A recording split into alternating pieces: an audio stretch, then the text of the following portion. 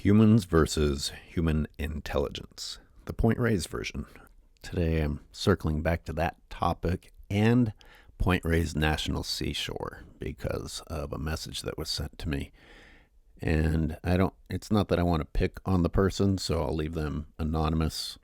It's pointing out just how deeply indoctrinated things that aren't true are in our society, to where we won't walk towards solutions because of a belief system based on lies.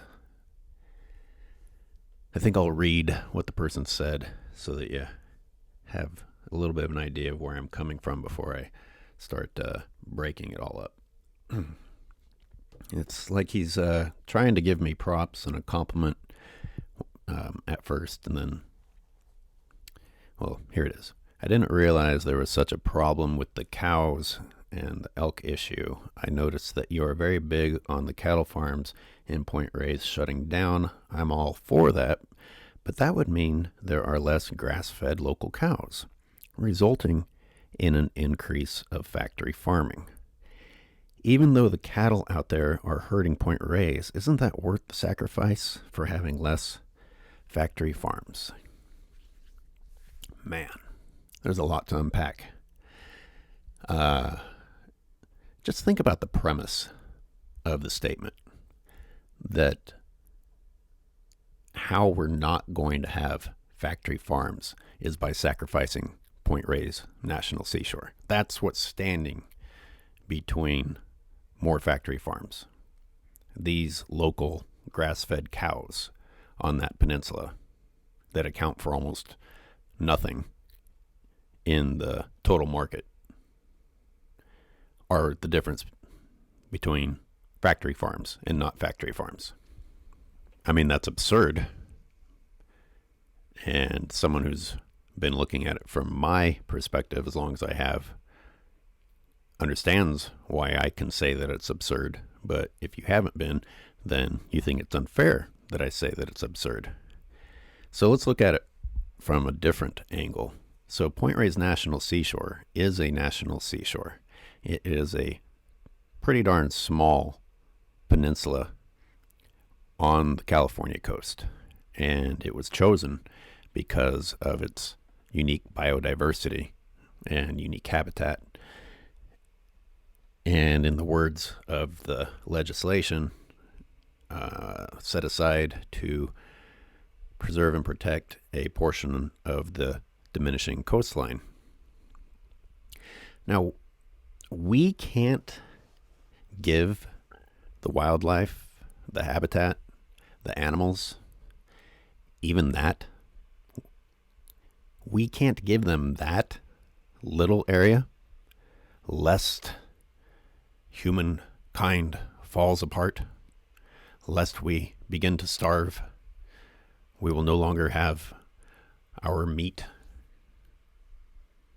unless we sacrifice that tiny little biodiversity hotspot. And it makes me come back to a theme that is constantly on my mind. It's this notion that humans think we're being generous right now by leaving 50% of the planet not developed and not farmed. I mean, we're one species and we think we're being nice because we left 50%. To put that in perspective, imagine if just one other species of the millions of species of other organisms on this planet had the same approach to food production as ourselves. Just one other species. So that's the other 50% of the planet. Two species just used up the entire planet. Now think about how absurd it is that one species believes it requires 50% of the planet for itself. Our food production system is broken, and broken badly. It's not that we aren't producing enough food to feed people. We are. Most of it gets thrown away. Most of it is wasted. Some of it gets left in the field. I just finished a semester in ecology, and a lot of it was about how broken the agricultural system is. And it's not that trying to feed people is necessarily a bad thing, but this idea that we need more of something that's broken is certainly a bad direction to be heading. So here we are in this broken food production system, insisting that we need this tiny little peninsula to produce grass-fed cattle to prevent whatever, to prevent factory farms, or to prevent, a population that is already 75% overweight or obese from starving. So let's talk about grass-fed. This idea that grass-fed is some sort of angelic miracle creation, it's ridiculous. First of all, they should all be grass-fed because that's what they're supposed to eat. But, when I say should, well, we're talking about an animal that shouldn't even exist. We created it. So talking about what it should be eating is a little bit relative. But let's talk about the grass, because I did a whole blog post on this, complete with the photos. And what grass? What grass are you talking about? What beautiful, picturesque scene do you think exists in which these cows get fat on grass? Point Reyes National Seashore looks like a wasteland where the ranching takes place most of the year. There is a short window of time during the year in which grass does grow, but only some of that green that you're seeing is actually grass. A lot of it is the weeds, the noxious weeds, the invasive weeds that grow in those pasture lands, which is historically a consequence of cattle grazing. These things pop up where animal agriculture takes place. And what grass does grow gets seeded. So they're shipping in all of this grass, they're trucking in these seeds in order to force grass to grow, which lasts a short period of time out there. So these aren't grass-fed. Do they consume grass at some point? Yes. Are they grass-fed? I guess that depends on your definition. But these cattle are eating a ton of food that is trucked in from outside of Point Reyes National Seashore. If you open your eyes and spend some time out there, you don't have to take my word for it. These hay trucks and alfalfa trucks, whatever, are coming in around the clock. And the stacks of hay and alfalfa are piled high out there. They're not exactly hard to see if your eyes are willing to see it. And then you have the silage fields, which use up more potential habitat and end up killing native species of animals every year, all to grow more supplemental feed for these cattle, because grass is a rather tiny portion of their actual diet. So I don't know why we think this term grass-fed is a miracle cure for the problems with animal agriculture. It isn't. I don't want animals to be treated poorly. Obviously, factory farms are worse and they're fed unnatural things, but you can't say, hey, look how evil that is. Therefore, we should be allowed to get away with this, because what you're pointing at is the solution is the use of a shitload of land so that animals we created can use that land for their own grazing rather than locking them up in a horror film factory farm. Well, neither one should exist, and no one wants to hear that. But we don't need either of them. We don't. You want it. We need, as responsible adults, to understand the difference between want and need.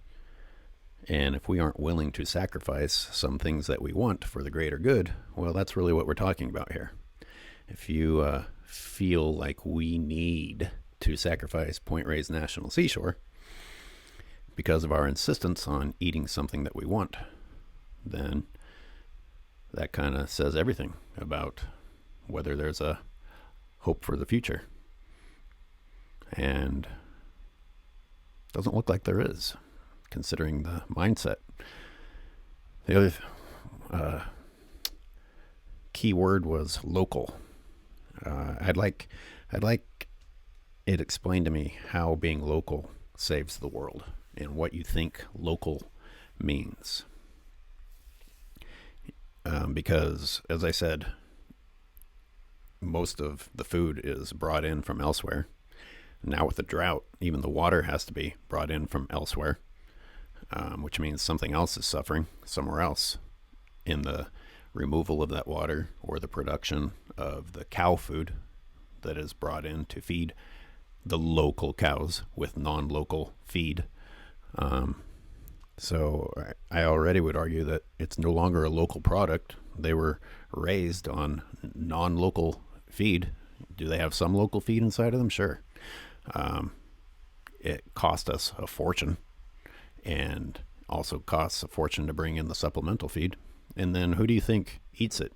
I mean, it gets shipped out to specialty stores. You get to put the label on it, organic or Marin County or Point Reyes, Grassfed, all this stuff. That doesn't mean that the local people got fed with local healthy food. It means that it became a specialized product that can be sold for more. It gets sent out to restaurants as far as the business deals go. That means shipping. That means transportation. Numerous people have said the grass-fed thing to me. Well, where do you propose that I get my grass-fed beef? You know, and they say it as though they came up with an incredible argument. I'm like, dude, the fucking future of the planet weighed against you wanting your grass-fed beef? The future of an endemic species?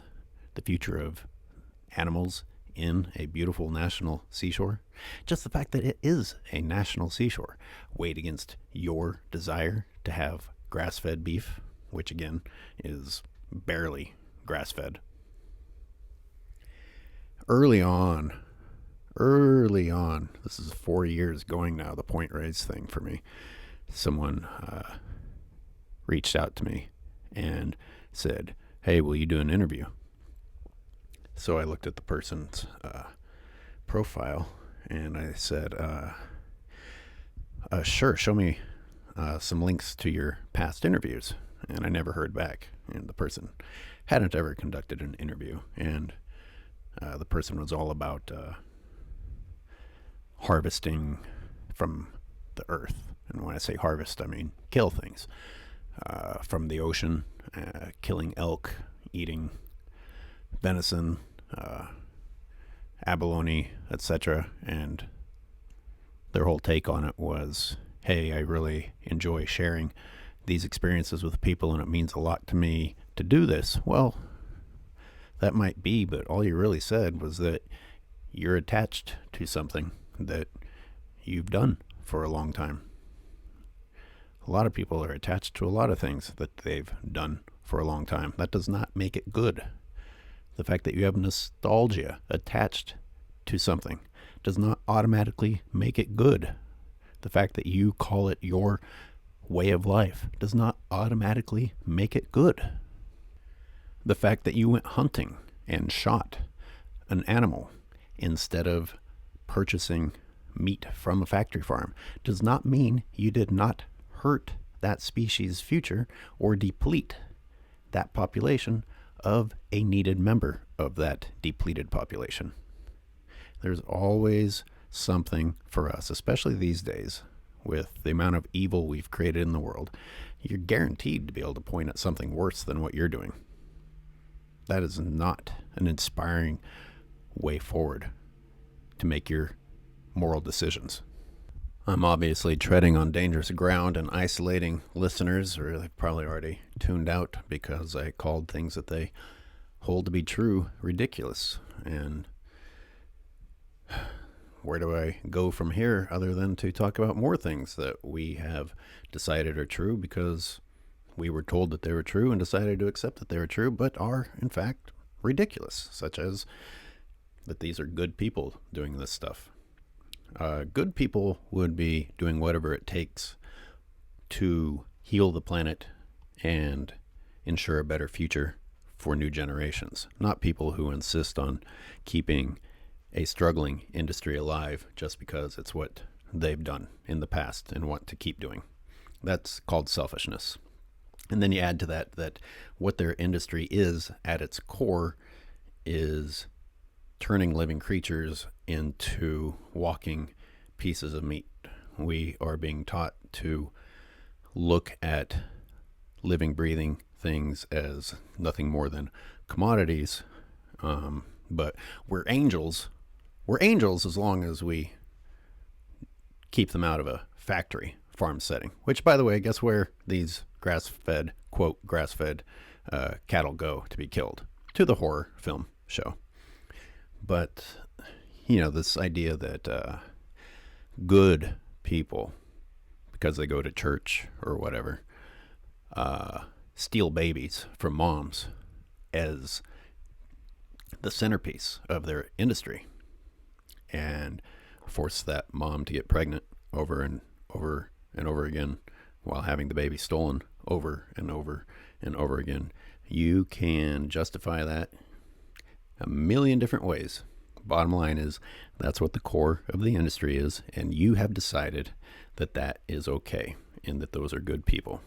These are people who are so calloused to screams and cries of protesting animals that they don't even hear them.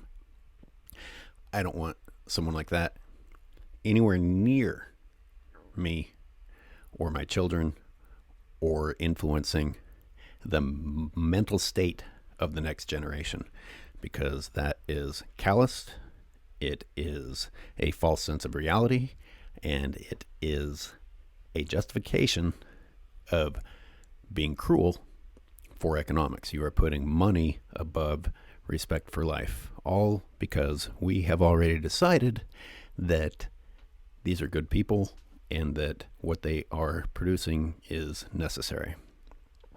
It's only necessary if you are dedicated to being obese and unhealthy. I was a meat eater. I haven't been for a very long time now. And the only time I was as strong as I am now was in high school when I lifted weights all day long. Do not talk to me about the necessity of these products. If anything, I wish I could go back and get that poison out of me during earlier years of my life, and I would probably have turned out even better than I am now. Now, you don't want to believe that because it's not what you currently believe. Therefore, we turn to the words local and grass-fed and say that that is the key to the future. Not abandoning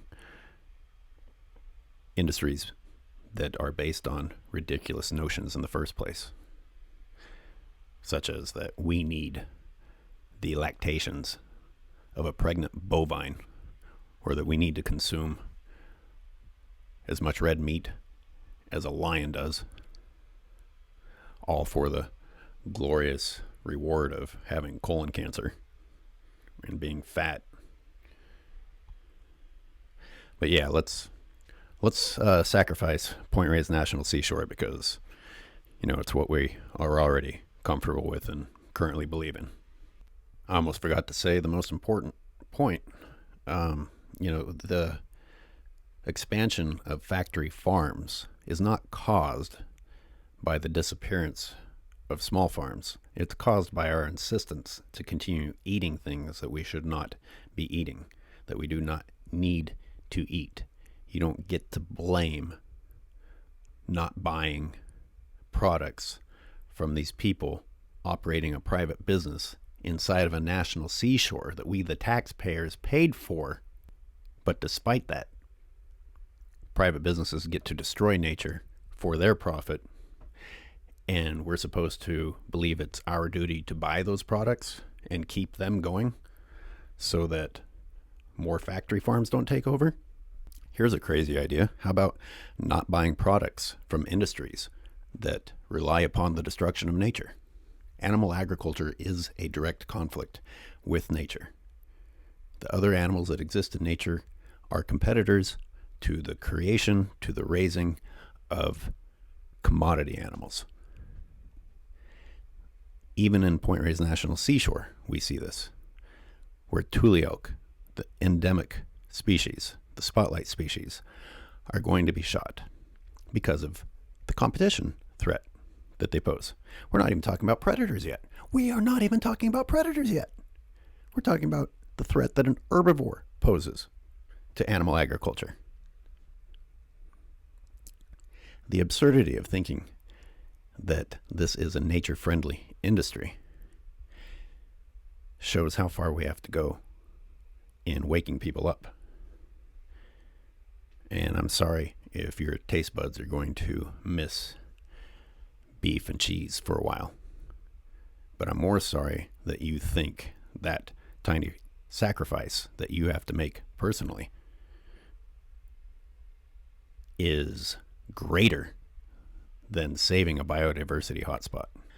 I offer myself as a personal example for no other reason than that's the best I have to offer. I could throw all kinds of studies and tell you about the testimonies of people that come and say, hey, the only thing that ever solved my health problems was cutting meat and dairy out. But, the bottom line is you're only going to believe what you want to believe. And if I'm saying something that is contrary to the current lifestyle you're living, you're probably going to reject it. So all I can tell you is that I lived it.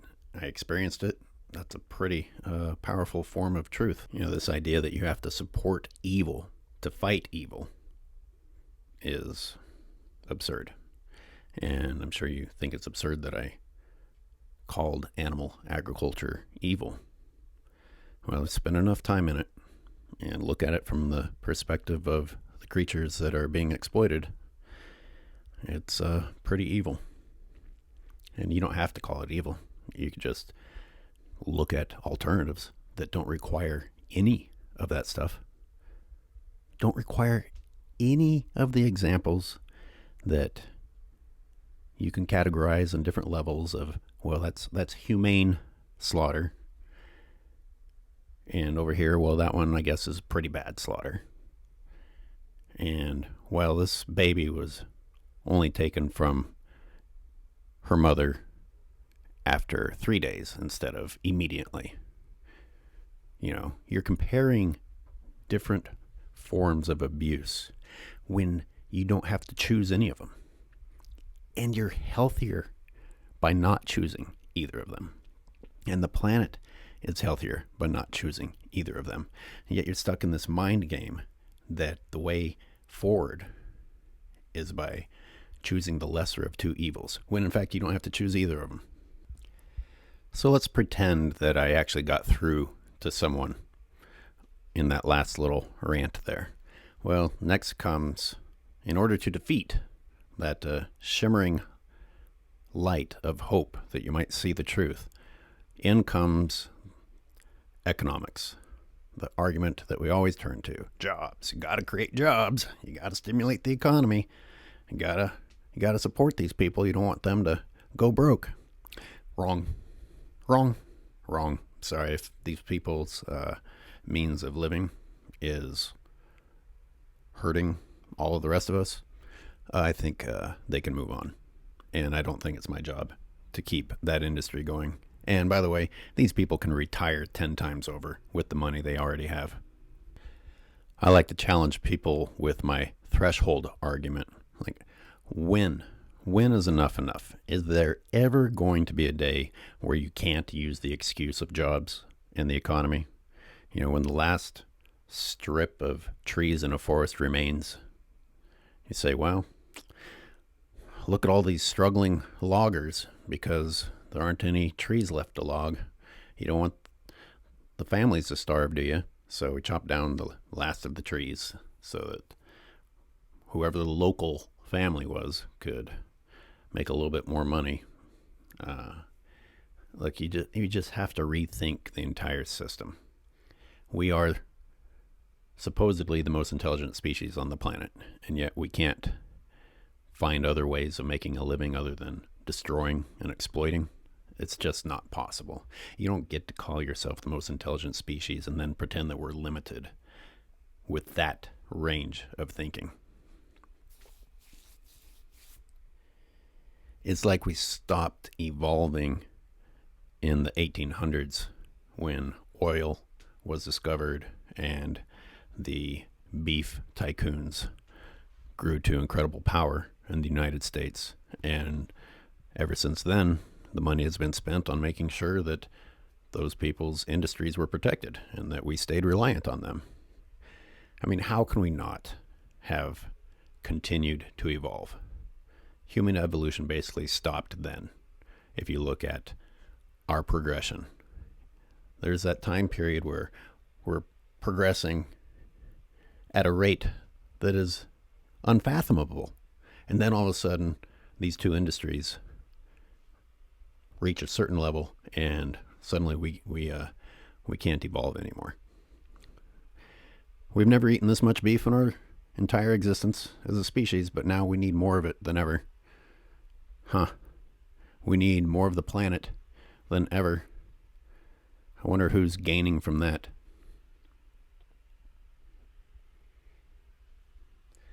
We found some black liquid stuff in the ground, and we decided we're going to power machinery with that.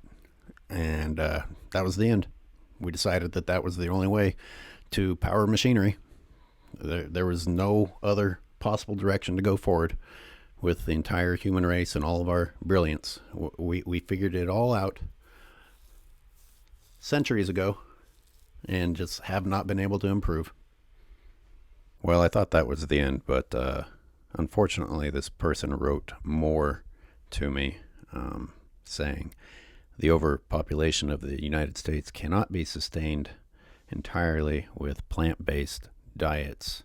Plus, U.S. citizens have to be willing to change their diets. Therefore, meat is going to be part of the mass population's life every day. To me, seeing a grass-fed farm makes me happy because it means it's giving the people a different option of meat and dairy, even though it's sacrificing some land at Point Reyes. That means those cows are being treated more ethically right than factory farmed cows. Wow. I'm actually glad he wrote that because I basically predicted what he/she was going to say. It's the same ridiculous horseshit of we're not willing to give up what we should give up, or comparing one version of evil to another evil and feeling good about ourselves because we chose X instead of Y. And even talking about sustainability and the U.S. citizens and the population problem. Yeah, the way we should approach the population problem is not that, hey, maybe we shouldn't be populating at this rate, but how can we continue to sacrifice the entire rest of the planet to feed this population? So here we are, going down our path where the planet is going to be humans and the food raised for humans and nothing else. How inspiring. That was clearly God's vision for Earth. So again, this isn't about picking on that person because I get messages like this all the time. Really, the point is the predictability of the message and that it's the same thing over and over and over again, about somehow justifying our selfish behavior by talking about things such as grass-fed and local and sustainability or the economics. It's a tired old song. Come on, humans. Just choose an inspiring path. Stop making excuses to continue down a bad path. Be inspiring. Be better. You can be better. All these things that you claim are necessary are not. And just acting like an intelligent, responsible human being will help yourself and help others and help other creatures so much. Just stop believing your own bullshit. As this person says the American people aren't going to change their diet. Well, that's a choice, isn't it? It's not a necessity. And I did it, and I understand that changing isn't easy, and doing things you don't want to do isn't easy. But that's kind of like a spoiled brat syndrome. You should do it, and the fact that you don't want to do it isn't actually a very compelling reason. The argument being presented here is provide the spoiled children with what they want because they're unwilling to stop acting like spoiled children. Well, no, these spoiled children need a good spanking is what they need. And that's coming from someone who ate a lot of meat and came from a part of the country where chicken was considered a vegetable. I understand what it's like to give up something that you're accustomed to and that you considered a normal part of life. You can do it. The only thing on the table here is whether or not you're willing to. So that's when you have to look in the mirror. You can provide excuses all day long. And maybe some of those excuses are good or compelling. I'm not going to say good. Maybe some of them are compelling. But the bottom line is that you don't want to. And if we at least acknowledge that, you got to start there. You got to acknowledge that the real reason for it, it's not all these other excuses that you came up with.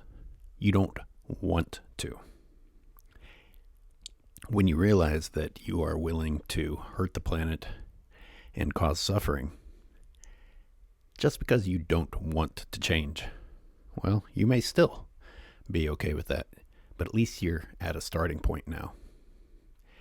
And after a year of looking yourself in the mirror and saying, I'm willing to keep contributing to this just because I don't want to change, maybe you will finally change. But not if you keep lying to yourself with these ridiculous excuses about our need for an insane amount of meat or our need to stimulate the economy with unsustainable businesses. I don't care how many times you call it sustainable. It's about as unsustainable as you can even invent. Excuses like tradition, culture,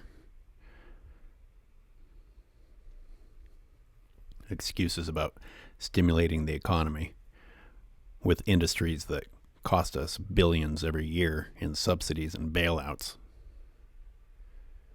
Industries that cost us 50% of the land in the United States to produce products. You seriously don't think we could come up with something else to do with that land to stimulate the economy? Something a little less resource intensive? Just stop with the bullshit, stop with the excuses, and admit that you don't want to. Start from there.